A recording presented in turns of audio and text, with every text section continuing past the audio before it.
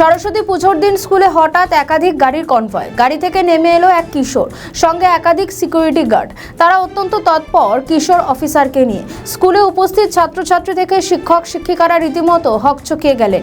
একসঙ্গে এত গাড়ি দেহরক্ষী, তারা বিষয়টি বুঝে উঠতে পারছিলেন না।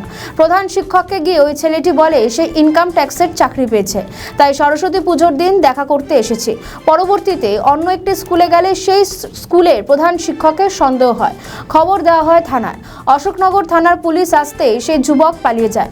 সমস্ত গাড়ি এবং নিরাপত্তা রক্ষীদের থানায় আটক করে নিয়ে যায় পুলিশ। জানতে পারে ওই কিশোর আসলে একজন নাবালক।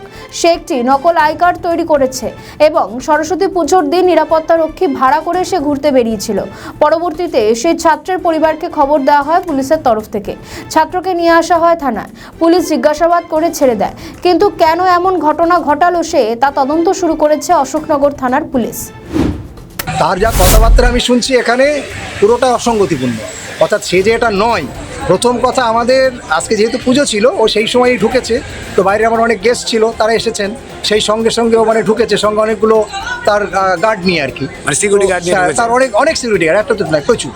তো আমরা সেই অর্থে প্রথমে কিছু করে দিলাম, তুই কী ব্যাপার, তুই কী না বলে, আমি চাকরি পেয়েছি বড় একটা। তাহলে কী চাকরি, ওর তার একটা নামও বললো, কি জানলাম ইনকাম ট্যাক্স অফিসার। শুধু তাই না, আরও তার সঙ্গে জুড়ে অনেক কথা বললো। বললাম যাকে ঠিক আছে, তুই করছে, আমাদের এখানে এখন পুজো চলছে, তোকে পরে কথা হবে। তারপরে ও খানিকক্ষণ থেকে এবারে বেরিয়ে গেল।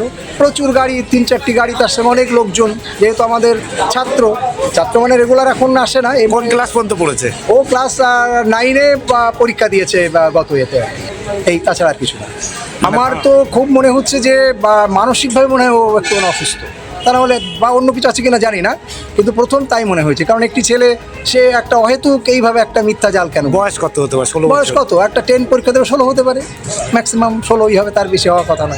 মানে লাস্ট কতদিন আগে স্কুলে গেছে? ও এবছরে যায়নি, মানে 26-এ স্কুলে যায়নি। 25-এ পরীক্ষাটা হয়তো সব দেয় উনি, এখনই খাতা না দেখে বলা যাবে না, সব পরীক্ষা হয়তো দেয়নি, এরকম হতে পারে। ঠিক আছে, আপনার নাম?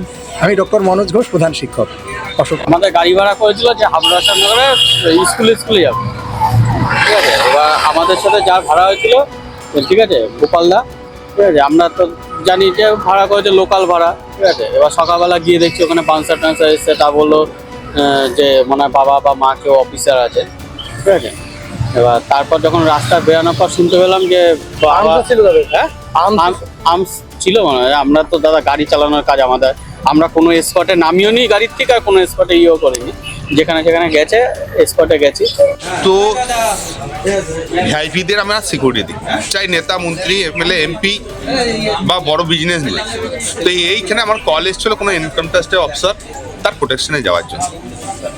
তাই এদের যে ফ্রড বা এরা যে এইভাবে নিজেকে বলে আমাদেরকে ডেকেছেন, আমরা জানতাম না। এই জানার পর আমার খুব দুঃখ প্রকাশ করছি। মানে আপনার যখন গাড়িতে উঠেছে, আপনার তো সন্দেহ হওয়া উচিত ছিল যে আমি করেছি। উনি বললে আমার বাবা ইনকাম ট্যাক্সের অফিসার, আমি দুটো ঠাকুর দেখে আসবো, এসে তারপর আমি নেমে যাবো, আমার বাবা আসবো, আমার বাবা ইনকাম ট্যাক্সের অফিসার। মানে এই পরিচয় বলে গাড়িতে চেপেছে। আচ্ছা, ছেলে বলেছে বাবা ইনকাম ট্যাক্স। হ্যাঁ, ছেলে স্কুলে যাওয়ার পর কি বলছে যে আমি ইনকাম ট্যাক্সের বড় অফিসার, আমি চাকরি পেয়েছি, আমি আপনাদের সঙ্গে মিলতে এসেছি। তখন একটা টিচার বলছে এটা হতেই পারে না। আমি পুলিশকে ফোন করছি, পুলিশ এই যে ফ্রড সেটা বুঝতে পারে।